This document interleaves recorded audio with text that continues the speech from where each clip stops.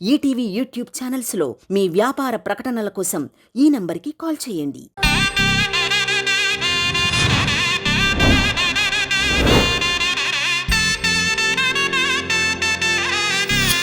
శ్రీవల్లి, సరేనమ్మా, నువ్వు కూడా ఒప్పుకున్న విషయం నాన్నకి చెప్తాను.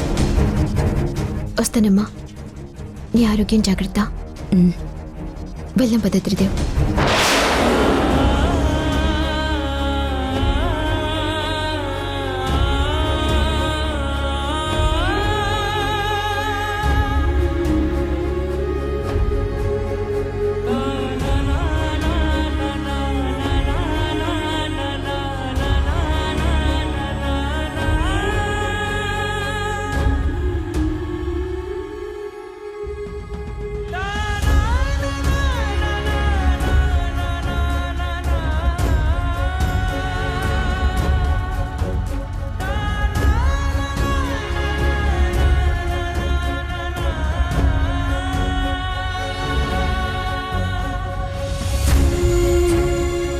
ఏంటండి రమ్మన్నారు?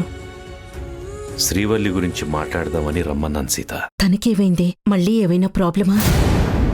కంగారు పడకు సీత, తనకేం కాలేదు. ఈ మధ్య తన ప్రవర్తన నాకు చాలా ఆశ్చర్యాన్ని కలిగిస్తోంది. తను నాకు తెలిసిన శ్రీవల్లేనా అనిపిస్తోంది. కొత్త శ్రీవల్లిని చూస్తున్నట్టుగా అనిపిస్తోంది నాకు. కారణం లేకుండానే చిన్న చిన్న విషయాలకే సుబ్బుతో గొడవ పడుతోంది. కావాలనే సుబ్బుని దూరం పెడుతూ బాధ పెడుతోంది.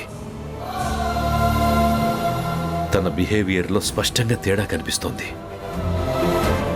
ఇవన్నీ చూస్తుంటే శ్రీవల్లి సుబ్రహ్మణ్యపురం వెళ్లి బావిలో ఉన్న విగ్రహాన్ని తీయడానికి గట్టిగా నిర్ణయించుకున్నట్లు అనిపిస్తోంది. ఇంత చేసినా తన నిర్ణయం మారలేదనిపిస్తోంది. మరి శ్రీవల్లిని గట్టిగా నిలదీయలేకపోయారా? అలా చేయడం వల్ల ఉపయోగం లేదు సీత. ఇప్పుడు ఆ విషయం గురించి అడిగినా తను నిజం చెప్తుందని నేనైతే అనుకోవట్లేదు. తన నిర్ణయాన్ని ఎలా మార్చాలో తెలియట్లేదు. నేను ఆల్రెడీ తన మొండితనం గురించి మీకు చెప్పాను కదండి. చిన్నప్పటి నుంచి తన మనస్తత్వం గురించి నాకు బాగా తెలుసు. ఏదైనా అనుకుందంటే అది చేసే వరకు వదిలిపెట్టదు. ఊరి జనం ఇంటికొచ్చి గొడవ చేసినప్పటి నుంచి నేనే తప్పు చేయలేదని నిరూపించాలనే పట్టుదల ఇంకా ఎక్కువైంది. తను ప్రాణత్యాగం చేసి శాపాన్ని పోగొడితే తప్ప ఈ కష్టాలు అవమానాలు తీరవని ఫిక్స్ అయింది. ఊరి జనం మిమ్మల్ని అవమానించినందుకు శ్రీవల్లి ముందే వాళ్ళు క్షమాపణ చెప్పారు సీత. శ్రీవల్లి పెళ్లిని ఆ సుబ్రహ్మణ్యపురం ఊళ్ళోనే చేయండి కూడా వాళ్ళు అడిగారు. ఏ ఊరి మనుషులు 23 సంవత్సరాల క్రితం నీ గురించి తప్పుగా అనుకున్నారు? నీకెక్కడైతే అవమానం జరిగిందో అక్కడే శ్రీవల్లి పెళ్లి చేసి నీ మీద వాళ్లకున్న అభిప్రాయాన్ని మారుస్తానని కూడా శ్రీవల్లికి చెప్పాను. మరి ఊరి జనం తమ తప్పును తెలుసుకున్నారు కదా. అయినా కూడా శ్రీవల్లి తన మనసు మార్చుకోవడం లేదంటే తన మనసులో శాపం గురించి, మనం దూరంగా ఉండడం గురించి బాగా ఆలోచిస్తోంది. అందుకే అలా చేయాలనుకుంటోంది. ఇందాక త్రిదేవిని తీసుకుని ఇంటికొచ్చినప్పుడు కూడా శ్రీవల్లి మొదట సుబ్రహ్మణ్యపురంలో పెళ్ళనే విషయం నాకు చెప్పలేదు. నాతో ఏదో మాట్లాడి వెళ్ళిపోతుంటే సుబ్బు వచ్చి అడిగాక అప్పుడు చెప్పింది. అదేంటి? అసలు తను వచ్చిందే పెళ్లి విషయం నీతో చెప్పడానికి కదా. అదే నాకు అర్థం కావడం లేదండి. తనని అడిగితేనేమో చెప్పడం మర్చిపోయాను అంది. సుబ్బు ముందే త్రిదేవిని తీసుకుని అత్తంతో వెళ్ళిపోయింది. అదేంటి? పెళ్లి చేసుకోబోయేవాడు పక్కనుండగా సుబ్బుని కాదని త్రిదేవితో బయటికి వెళ్ళవేంటి? సుబ్బు ఏమనుకుంటాడు? ఇదంతా కావాలని చేస్తున్నట్టు అనిపిస్తోంది నాకు. అవునండి, శ్రీవల్లి గురించి ఆలోచిస్తే నాకు చాలా భయంగా ఉంది. నాకు తెలిసి ఈ పెళ్లి చేసుకోవడం తనకి ఇష్టమే లేదు. ఎందుకంటే తను మనకి దూరం కావాలని డిసైడ్ అయినట్టుంది. ఇప్పుడున్న పరిస్థితుల్లో శ్రీవల్లిని కాపాడుకోవడానికి ఒక పని చేద్దాం అనుకుంటున్నాను. ఏంటది? మనం అనుకున్న ముహూర్తానికి ముందే ఇక్కడే ఏదైనా గుళ్ళో శ్రీవల్లి సుబ్బుల పెళ్లి జరిపించేద్దామా? నేను ఆలోచిస్తుంది తప్పో ఒప్పో నాకు తెలియదు, కానీ నా కూతుర్ని కాపాడుకోవడానికి ఇదే మంచి మార్గం అని నాకు అనిపిస్తోంది. తన మెళ్ళో 3 ముళ్ళు పడిపోతే శ్రీవల్లి విగ్రహం జోలికి వెళ్ళదు. మనం నిశ్చింతగా ఉండొచ్చు. వద్దు సీత, తొందరపడకు. అన్ని ఏర్పాట్లు చేసేశాం. ఇప్పుడు ముహూర్తాన్ని మార్చడం మంచిది కాదు. అనుకున్నట్టుగానే షష్ఠి తరువాత సుబ్రహ్మణ్యేశ్వర స్వామి గుడిలోనే పెళ్లి జరిపించు. జరిపించు అంటున్నారు, మీరెక్కడికి వెళ్తారు? అదే జరిపిద్దామంటున్నాను. మన కోసం ప్రమాదానికి ఎదురు వెళ్లాలని తను ఎంత పట్టుదలతో ఉన్నా అంతకంటే ఎక్కువ జాగ్రత్తతో ఉండి శ్రీవల్లి ప్రయత్నాన్ని అడ్డుకుందాం. ఏమోనండి, నాకంతా అయోమయంగా ఉంది. ఏవైనా చేయండి, కానీ నా కూతురికి మాత్రం ఏం కాకూడదు. తన పెళ్లి ఏ ఆటంకం లేకుండా జరగాలి. జరుగుతుంది, జరిగి తీరుతుంది. నువ్వు ఇక ఆ విషయం గురించి భయపడకు.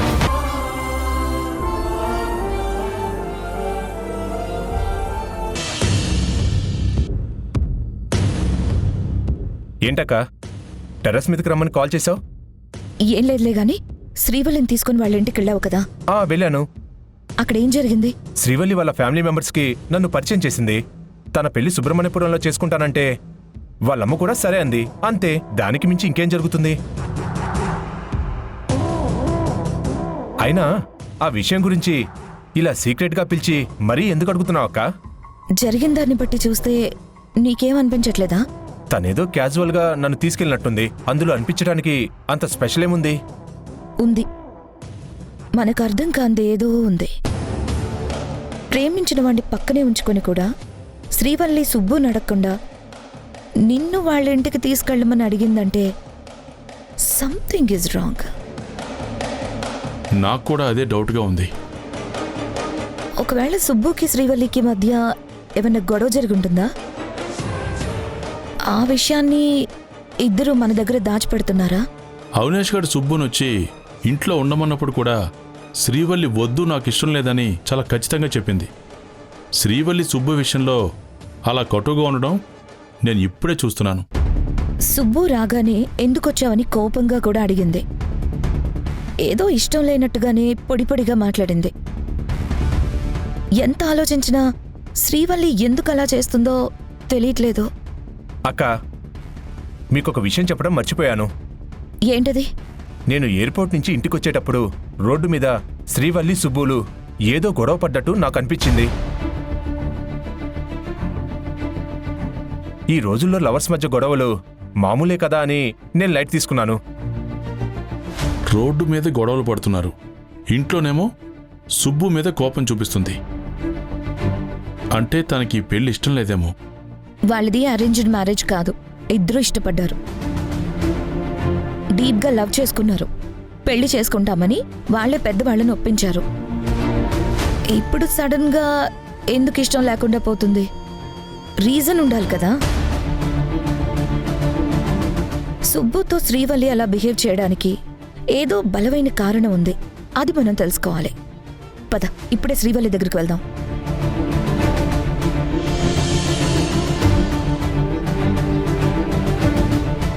ఎందుకని మౌనంగా ఉన్నావు? ఏదైనా మాట్లాడొచ్చు కదా. మాట్లాడేంత ఓపిక లేదు సుబ్బు నాకు. ఏ నిద్ర వస్తుందా? పడుకుంటావా? ఏ జోలు పట్ట పడితే ఇక్కడే ఉండిపోతావా?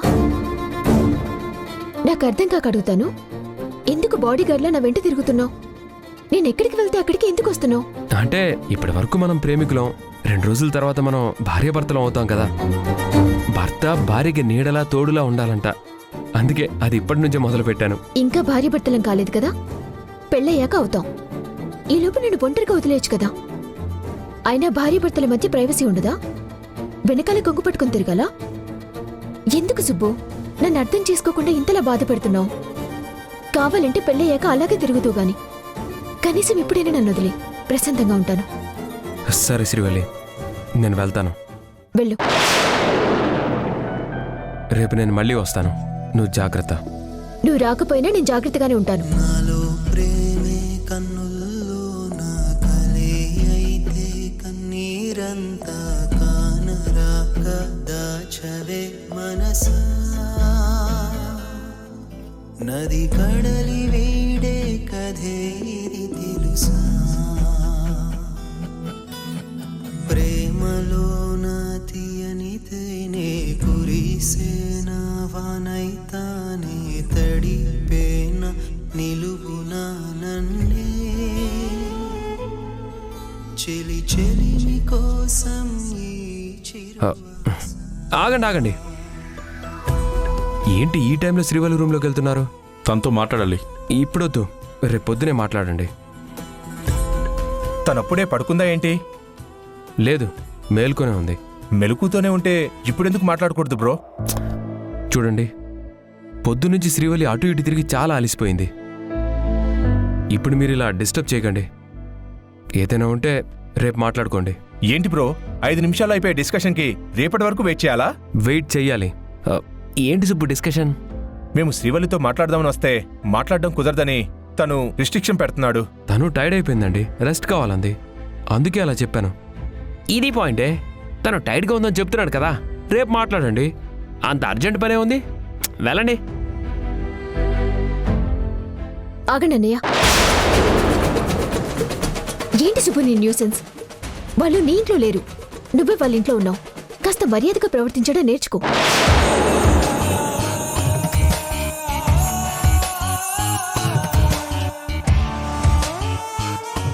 ఎక్కడ పడితే అక్కడ నీ పెత్తని చలాయించాలని చూడకు. ఏంటమ్మా అంత ఆవేశం? ఏం జరిగింది?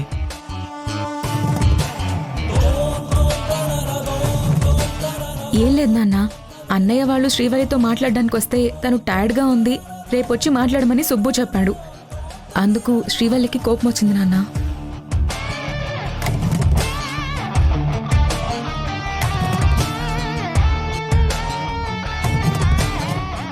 సుబ్బు కూడా నీ గురించి ఆలోచించి అలా చెప్పాడు కదమ్మా. ఆ మాత్రానికి తన మీద అంత కోప్పడడం బాలేదమ్మా. ఆ మాట్లాడేదేదో రేపు మాట్లాడొచ్చు కదా కేశవ. నేనేం అనలేదు నాన్న. సుబ్బు ఆ మాట చెప్పగానే సరే అని వెళ్తున్నాం. ఇంతలో చెల్లెలొచ్చింది. నేనేం టైర్డ్గా లేను నాన్న.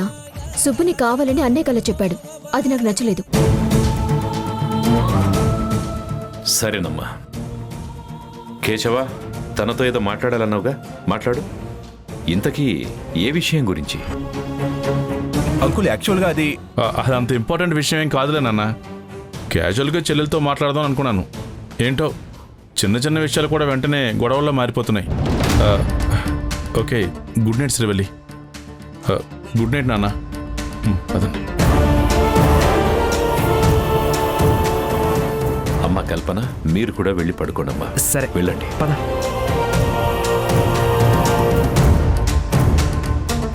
అమ్మ శ్రీవల్లి, నువ్వు కూడా వెళ్ళి పడుకో. అలాగే నాన్న.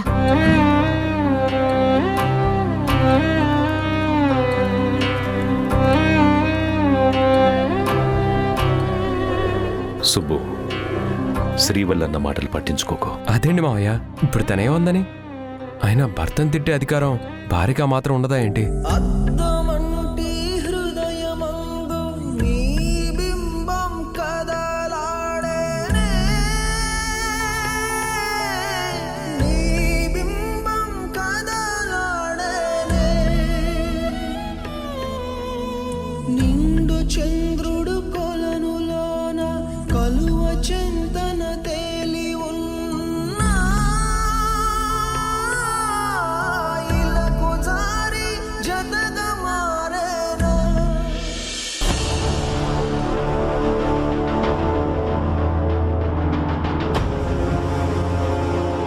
అత్తయ్యగారు ఎక్కడికి వెళ్ళుంటారు? ఇంత లేట్ అయినా ఇంకా ఇంటికి రాకపోవడం ఏంటి?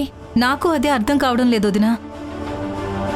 అయినా ఎవ్వరికీ చెప్పకుండా ఎక్కడికి వెళ్ళుంటుంది? ఫోన్ చేద్దామంటే ఫోన్ కూడా ఇంట్లోనే పెట్టి వెళ్ళింది.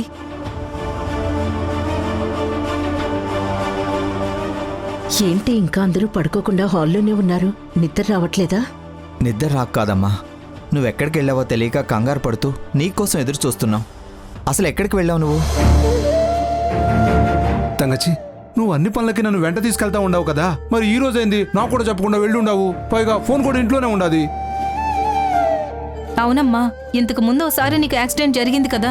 ఇంత టైం అయినా ఇంటికి రాకపోయేసరికి నీకేమైనా ప్రమాదం జరిగిందేమోనని భయపడుతున్నాం తెలుసా. మాట్లాడవేంటమ్మా? ఒకవేళ అది మాకు చెప్పకూడని విషయం అయితే వదిలేసాయి, కానీ ఈసారి వెళ్ళేటప్పుడు మాత్రం ఒక్కదానివే వెళ్ళొద్దు. ఎవరో ఒకరిని తోడు తీసుకొని వెళ్ళు.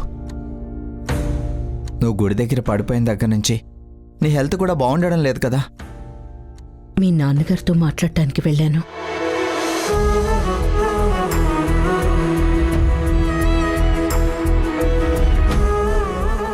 అమ్మా, నువ్వు నాన్నతో మాట్లాడడానికి వెళ్ళావా? నమ్మలేకపోతున్నాను. ఏం మాట్లాడావమ్మా? శ్రీవల్లి పెళ్లి గురించి నాన్న. పెళ్లి సుబ్రహ్మణ్యపురంలో చేద్దామన్నారు కదా, అక్కడ ఏర్పాట్లు ఎలా చేయాలన్న దాని గురించి మాట్లాడటానికి వెళ్ళాను. నాన్న ఏమన్నారమ్మా? వాటి గురించి ఏం ఆలోచించొద్దు, అవన్నీ స్వయంగా నేను చూసుకుంటున్నాను. శ్రీవల్లి పెళ్లి ఘనంగా చేద్దామన్నారు.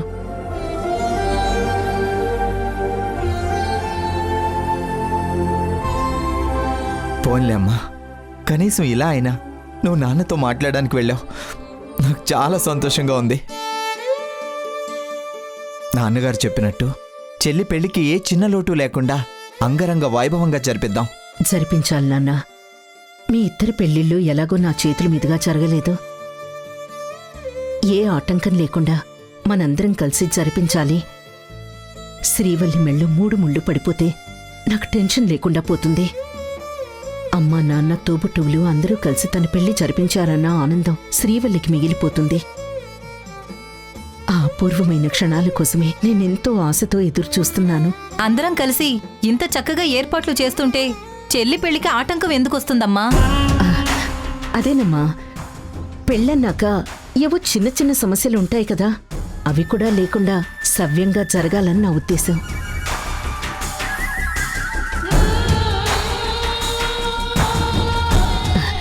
సరే, ఇప్పటికే చాలా ఆలస్యమైంది. వెళ్ళి పడుకోండి. మళ్ళీ రేపు చాలా పనులున్నాయి.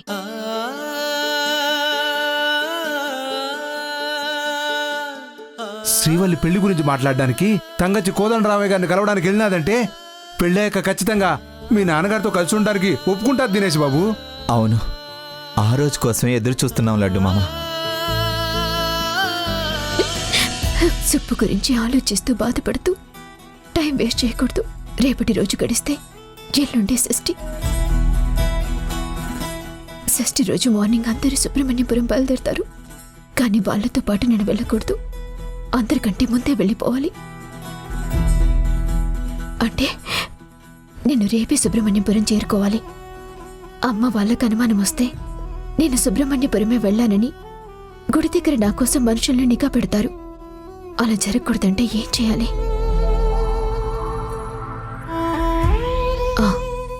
త్రిదేవ్, ఎస్, అతని హెల్ప్ తీసుకుని అక్కడికి వెళ్ళిపోవాలి.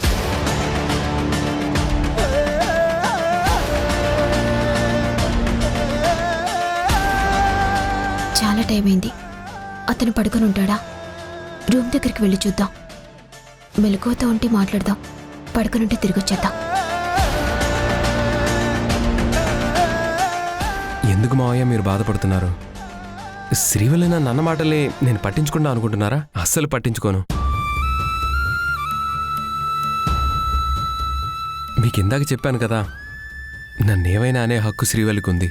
తను తిట్టినా అవమానించినా భరించే ఓర్పు నాలో ఉంది. మాకెలాగో ఎంగేజ్మెంట్ అయిపోయింది కదా మావయ్య. మేము ఆల్రెడీ భార్యాభర్తలం. భార్యాభర్తలు అన్నాక చిన్న చిన్న గొడవలు, అలకలు, కోపతాపాలు అన్నీ ఉంటాయి.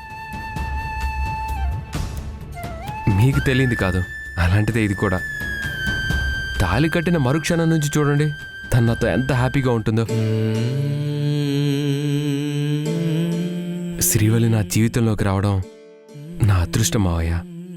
తనను నేను ఎప్పటికీ వదులుకోను. లైఫ్ లాంగ్ నా గుండెల్లో పెట్టుకొని చూసుకుంటాను. నువ్వు నా జీవితంలోకి రావటం నా అదృష్టం కూడా సుబ్బు. కానీ ఆ అదృష్టానికి నేను నోచుకోలేదు. నా భార్య తిట్టినందుకు నేనేం బాధపడట్లేదు మావయ్య. మరి మీరెందుకు బాధపడుతున్నారు? నేను బాధపడుతుంది శ్రీవల్లి నిన్ను తిట్టినందుకు కాదు సుబ్బు. మరి ఏ విషయం గురించి బాధపడుతున్నారు? చెప్పండి మావయ్య, ఏం జరిగింది? మావయ్య, మీ కళ్ళలో నీళ్లు తిరిగాయంటే కారణం చాలా పెద్దదై ఉంటుంది. అదేంటో చెప్పండి మావయ్య. చెప్తాను సుబ్బు, నీకు మాత్రమే చెప్తాను. ఇది ఇంకెవరికి చెప్పొద్దు. శ్రీవల్లికి కాబోయే భర్తగా తనకు సంబంధించిన ముఖ్యమైన విషయం ఒకటి నీకు తెలియాలి.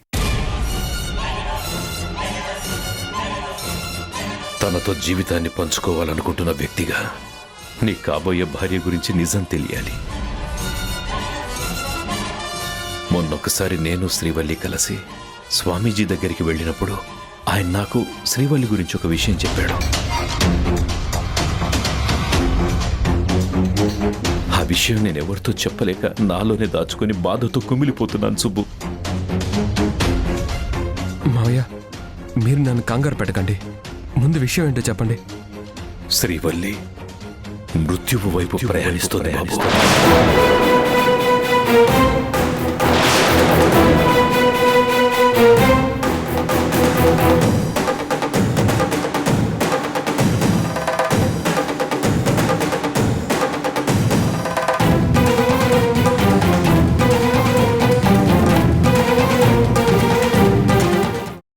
అన్నయ్య, ఏంటమ్మా? త్రిదేవ్ తన రూమ్లో లేడు. ఎక్కడికి వెళ్ళాడో తెలుసా? నేను ఇక్కడే ఉన్నాను శ్రీవల్లి. అడుగు. త్రిదేవ్, నన్ను ఇప్పుడు సుబ్రహ్మణ్యపురం తీసుకెళ్తావా?